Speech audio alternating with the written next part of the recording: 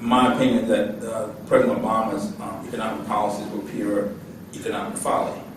You're printing money and giving it to Wall Street. It's helping the investor class, helping on Wall Street, private equity firms and hedge fund managers, but no economist would recommend doing that. That's more like trickle-down economics. And it's hoping it trickles down to the rest of us, and I don't think it necessarily is. And so no economist would recommend that you print money and give it to your donors to spread the economy. So that's some concoction of the Federal Reserve and the Obama administration.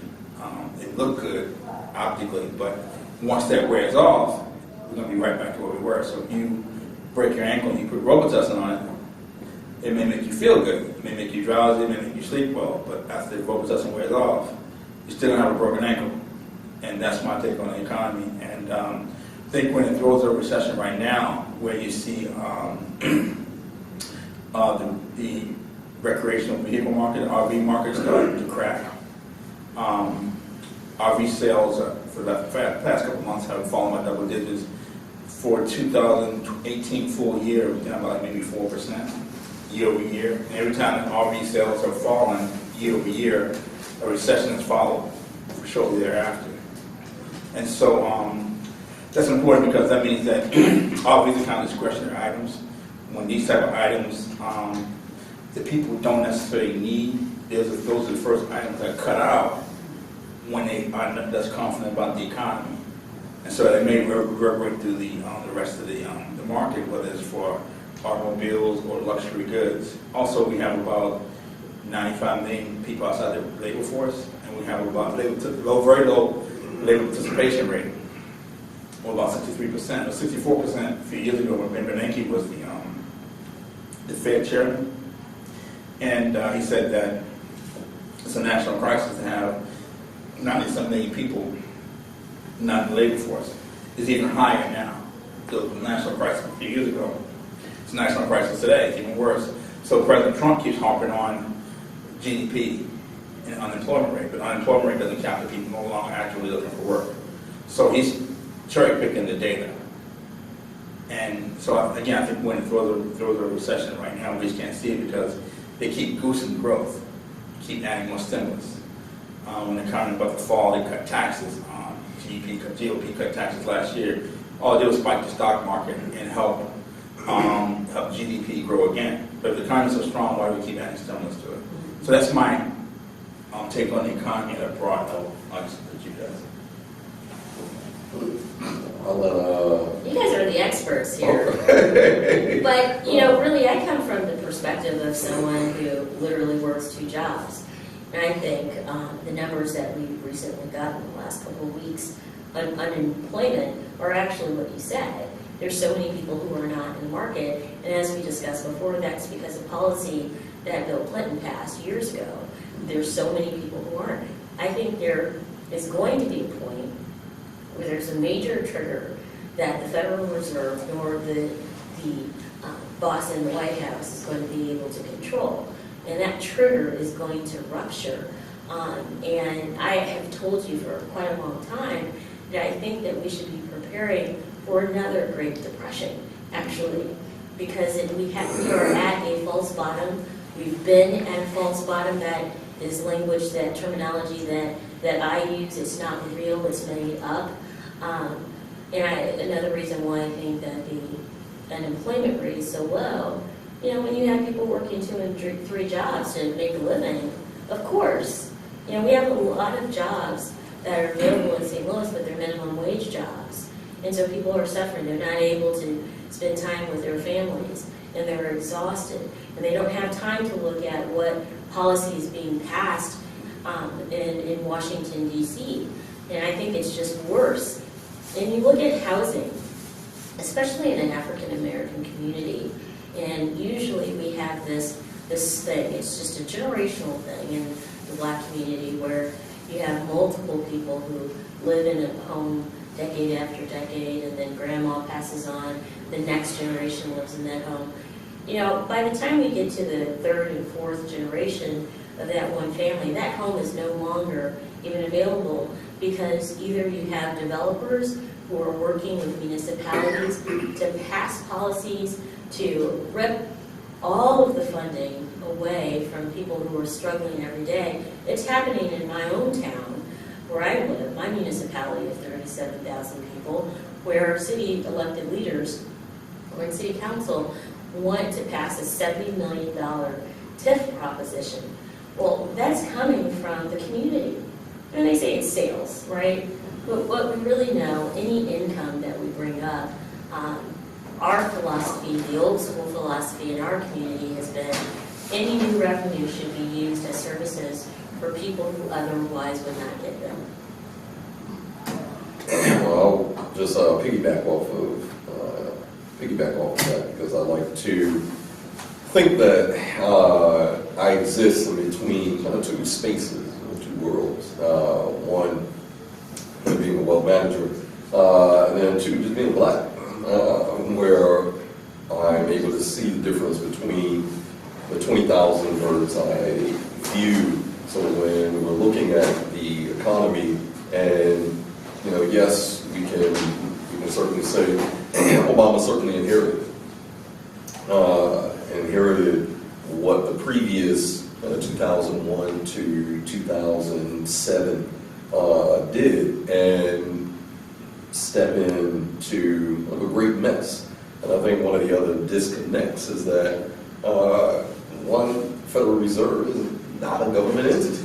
This is a private bank, no different than Carver Savings and Loan, privately owned, essentially NGO that has their own rules, but they set monetary and certainly impact fiscal policy. So notwithstanding that kind of disconnect, in other words, to not incentivize the entire economy. So we have this significant drought between and the director of Oxfam.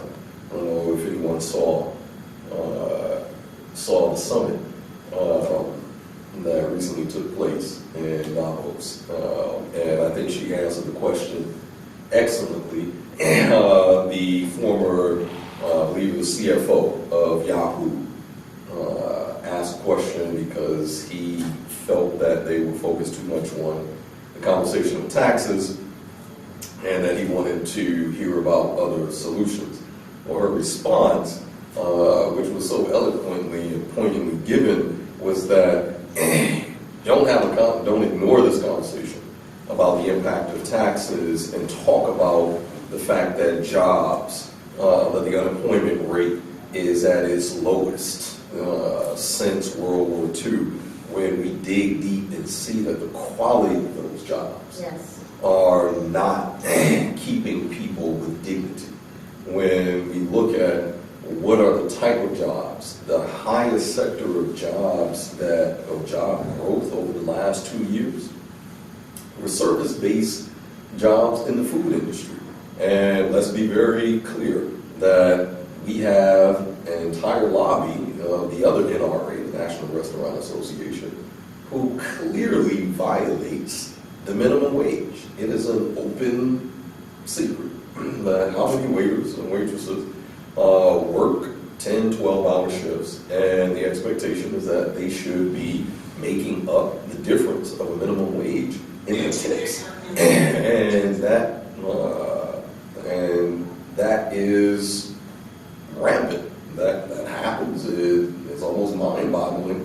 But so is OPEC at the same time. That, in other words, we have these structures that exist within this country that are a detriment to regular life, that impacts the ability to have social mobility. So when we look at black communities, which history already tells us that any type of recession, which I agree with both, and so does Bank of America, Merrill, respected kind of icons in finance, such as Jeff Gundlach. It doesn't matter where the information is coming from. It is the same. That it's not a matter of if, but when, that we are going to be looking at a worse recession than 2008, 2009.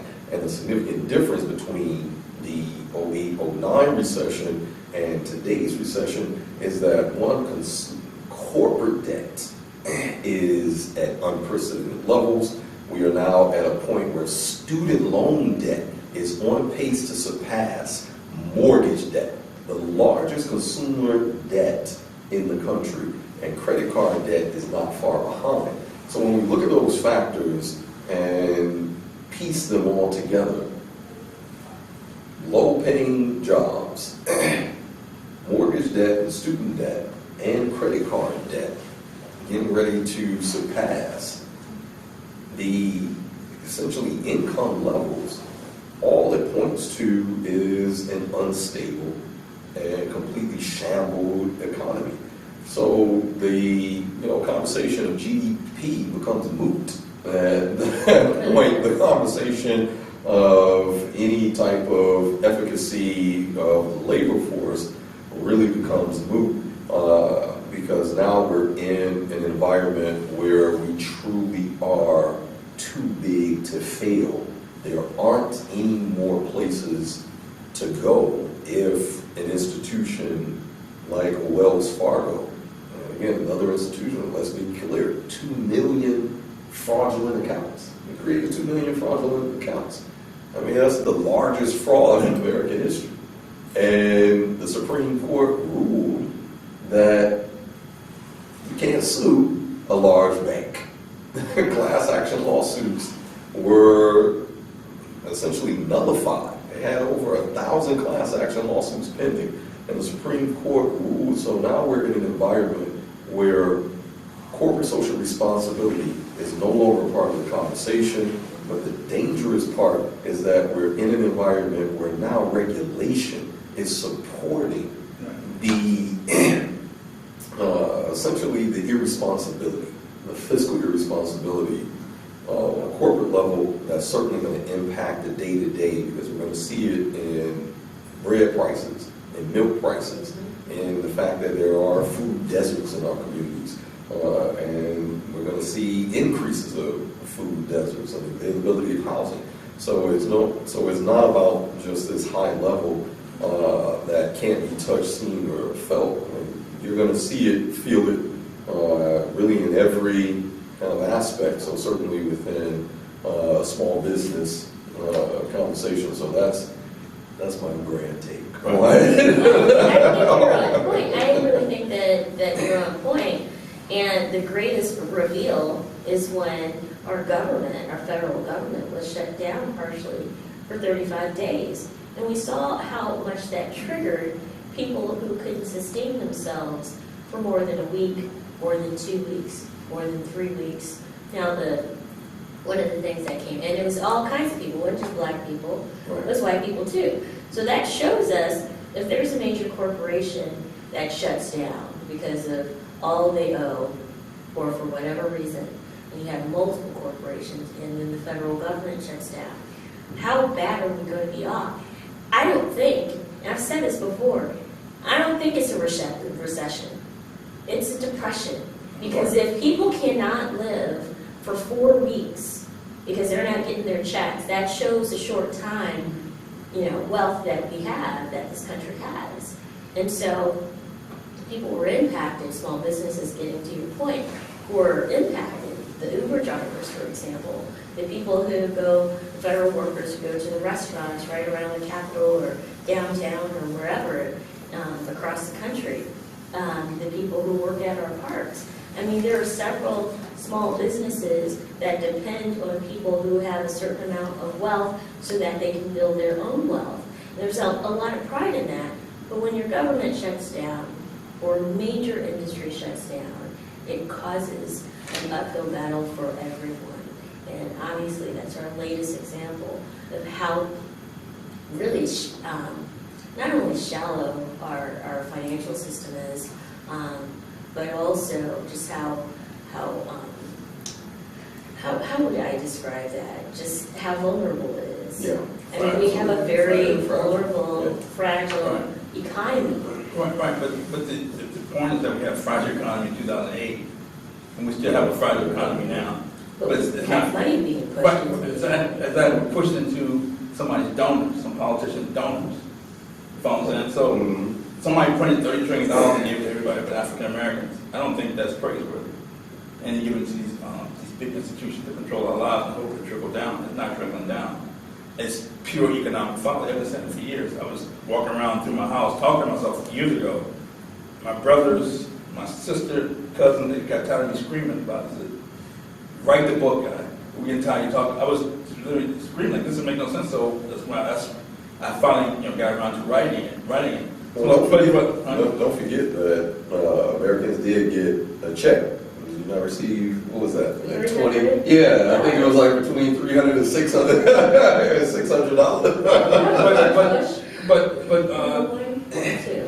But No, it was after Obama.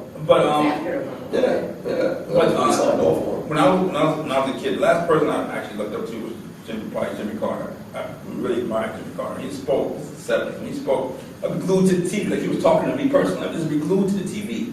And so the thing that took him down was that we had the labor participation rate today is the same as it was during Jimmy Carter's administration. It hasn't been this low since the 1970s.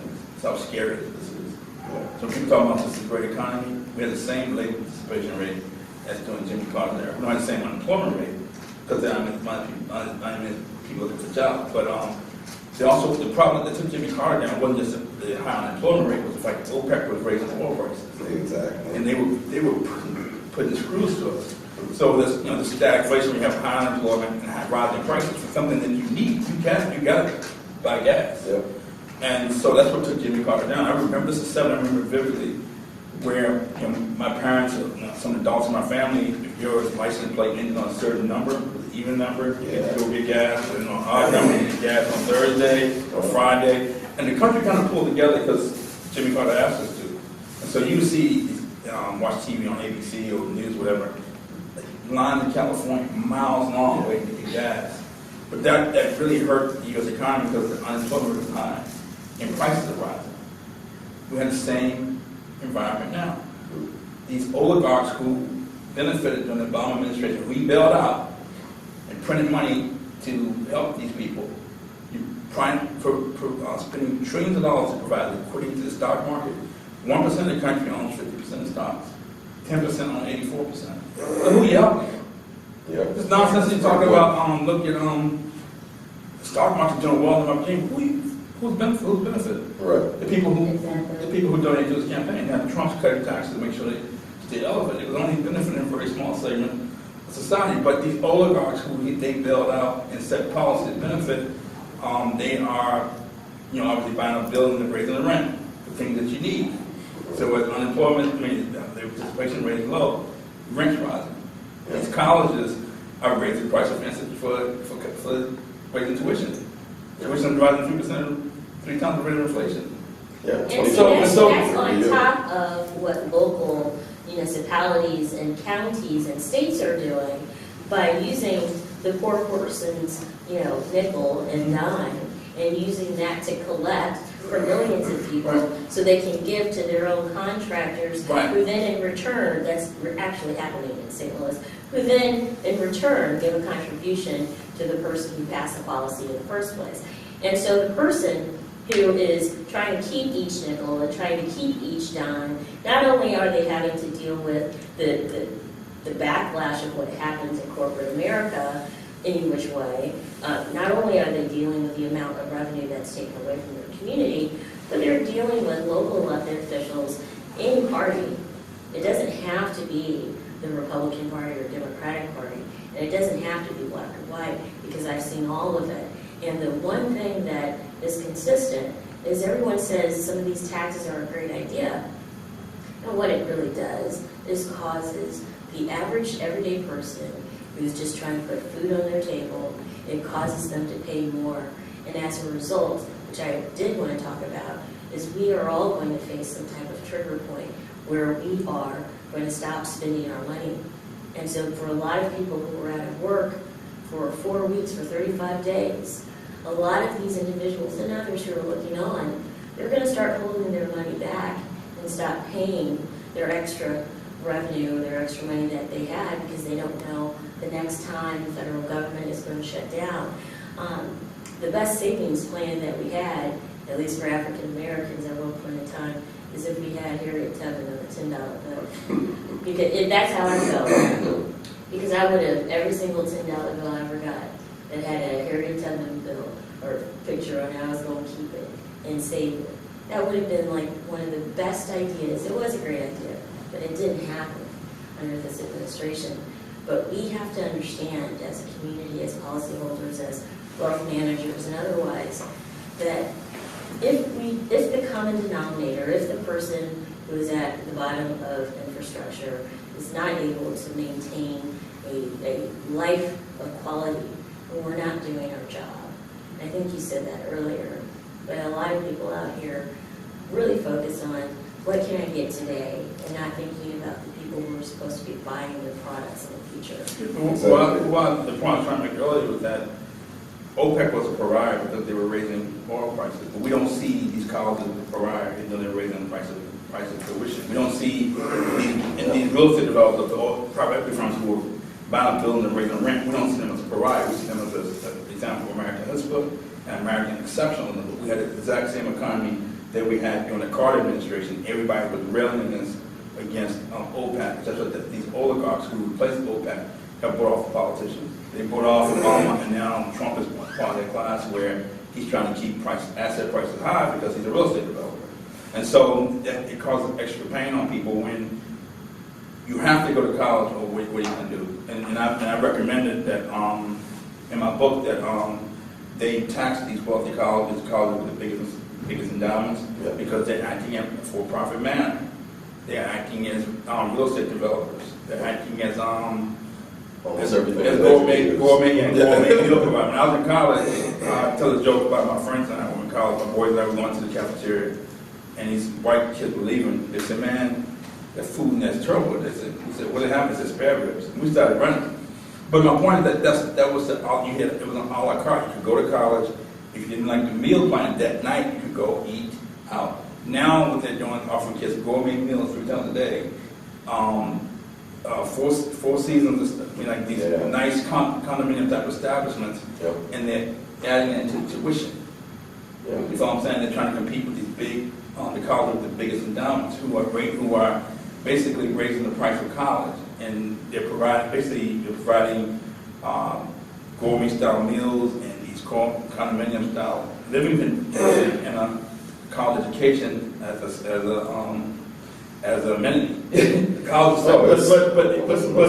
So we need to break these oligarchs. We need to break these oligarchs. And the last one, you point about the banks, these big banks. That I started banking when I was out of college, and all the senior executives of the banks, they kept talking about we got the next Citigroup. Citigroup was the bellwether at the time. They also wanted to get bigger. Just with intrastate, they wanted to be able to expand outside that state. Right. They wanted to get bigger to compete with the Japanese banks. Well, they kept lobbying Congress to be able to consolidate and merge and get bigger. And what we knew was that Japan in the 1980s, the banks were big enough, but they were very thinly capitalized. So if they had a problem, they would have a big problem, and it would be a meltdown. And this is exactly what happened. Yeah. And the only reason, and so the banks in the 1880s, the Japanese banks maybe the top 10 banks, maybe 7 of them were Japanese. None of them in the top 10 anymore because they all imploded. And now our banking system imploded too. We bailed them out. There's no reason for these banks to be that big anymore. We know the Japanese threat is gone now, and we also know this model, let's get big for the sake of being big, doesn't work anymore. So if these banks are too big to fail, they should go back to intrastate, make them smaller. Go back to intrastate banking. There's no reason for these banks to be that big. Make them smaller, and we've almost become slaves to these politician donors. And there's nobody in the mainstream media talking about this. There's no politicians really talking about it. It's all coming from the grassroots level. So we don't have politicians, whether it's Kamala Harris or Cory Booker. It seems like Elizabeth Warren and Bernie Sanders are kind of trying to undo this wealth effect that was created over the past decade. It seems like they're trying to undo it. But if we can sit here and talk about what we have to put into action as far as who's going to undo this wealth effect that's benefited somebody's donors and benefit everybody but African Americans. Oh, I agree. It's reminds me when Maria was talking, and I'll her name out of it, but recently, sitting representative tweeted out praising her upbringing on food stamps and how the connection of food stamps and education it increases education, and access to food stamps increases education. And I was just befuddled at the fact that you have a sitting politician who is praising a welfare state as opposed to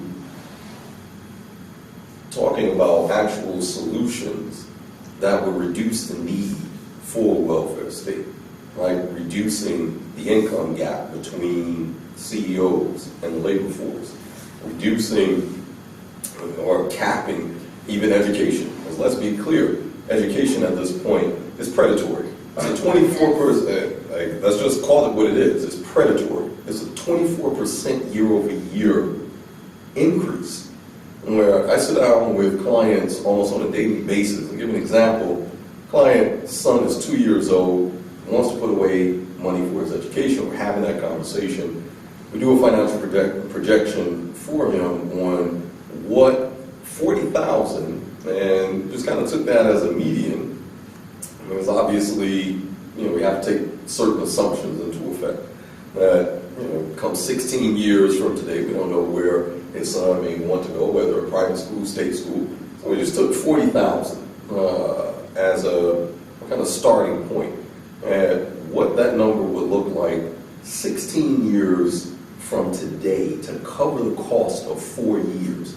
The cost was $468,000. $468,000. Now, when we compare that and say, okay, with 16 years from now, because that's at about a 2% rate of inflation that we're also assuming in that projection. And we say, okay, if we take the average income at a 2% rate of inflation 16 years from now, you don't get anywhere near $468,000. And then when we talk about, well, what is the value of that education? So when we look at endowments like Yale, that 3 years ago had the largest endowment in the country, why do you have an endowment over $100 million and you're performing better? Endowment perform better, right? They perform better than most portfolio managers. It was mind-blowing that you can have these institutions that are stripping away, because when we look at the combined student loan crisis, and it truly is a crisis that's happening, with the unemployment rate, especially when we look at 2008, 2009, I had many friends, and if we recall, there was a lot of people, professionals, graduated law school, dentists, graduated medical school, coming out as physicians. So kind of the guaranteed jobs that when we said if we go back and look at kind of the talented 10 that W.B. Du Bois put into place to say that if you partake into these educational standards, then that's the way to wealth. Booker T. Washington jumped on that, and that was one of the few things that they actually agreed on, that education was a cornerstone to self-development. But when we see that these professions that have been the cornerstone of progress in society are unemployed and they can't find jobs, and when we see a backlash, I don't know if you guys recall, and I believe it was Stanford Law that started it, that students at Stanford Law sued the school because they were not able to get jobs right out of law school, and it was a class action lawsuit. And the students' protest was that we paid 40% higher than any law school. And when we compare that to an institution like LIU Law School right here in New York City, $10K a year. And it is in the top 30 law schools in the country. But when you're paying 40% more on the promise that you're going to get a higher job, a higher paying job, and it falls through, and it wasn't just, they weren't the anomaly. That was the whole point, that it had the systemic effect. So we saw the cracks. But then. the game, they call it the plan is that two things. So they call them the biggest endowments, what they're doing to build these Hogwarts-style dormitories. Right. And everything. That's how they're justifying They're feeding the kids the year-over-year increase. They feed kids filet mignon, and what they're doing, they have a big endowment. And the smaller colleges, so when kids go to Yale, Harvard, Princeton, they see all this bling. When they go to another college, they want the same bling too. But the other colleges have to raise the tuition to afford that bling. And the other thing that the wealthy colleges are doing is that they're purposely raising tuition. It's called something called a Veblen effect. Like this German economist, he basically studied, human behavior across the United States and found that people bought Mercedes-Benz not because they liked it so much. It's sometimes because other people couldn't afford it. So now you have people who they think if a college has a $100,000 a year tuition, and this college has a $50,000 tuition, they think the higher tuition is a better college. Right. And so they're purposely raising tuition. And they're giving kids a lot of financial aid. But they're purposely raising tuition to make themselves look exclusive. The more people apply to college, the more people they can deny to make it look exclusive. And then other colleges are raising tuition to match that. So it's all they're acting in a for-profit manner, but they want to be, they don't want to pay taxes. Okay, so I want to chime in here because I'm thinking about what the crisis in 2008 and 2009 did in my community. But one point though, when I graduated college, I graduated, my tuition was $85 a year. So that was like a Sorry. So men do that all the time, and I'm very good at stopping them. He was trained well, though, apparently. No, but honestly, in my community, what happened during the crisis in 2008 and 2009, what we saw, usually kids in high school and in college, they have a job at McDonald's or Steak and Shake. And what we started seeing is that we had professionals working at McDonald's and Steak and Shake. So the college graduates you're talking about, who had the expectation that they were going to become lawyers and doctors and all of this kind of stuff, they ended up working a minimum wage job at Steak and Shake and McDonald's, and then we had a new crisis. And that new crisis is that our kids had no place to go. They had nothing to do. They had no job to build up their character. That's what we want for all of our children. But if we maintain a society where we're not giving the practical skills to our children so they dream of going to college, if we don't give them those practical skills, we're not going to. Society may be designed, the economy may be designed to keep those children in the inner city down. And there's a different standpoint if you come from rural areas, because you have a lot of children who just sit to the side. And I don't represent a rural area, but they have the same argument. And so this has happened since that major crisis. But I want to tell you, when the bottom is gone, and there's no bottom left, and like we're looking at a black hole, what is it going to look like?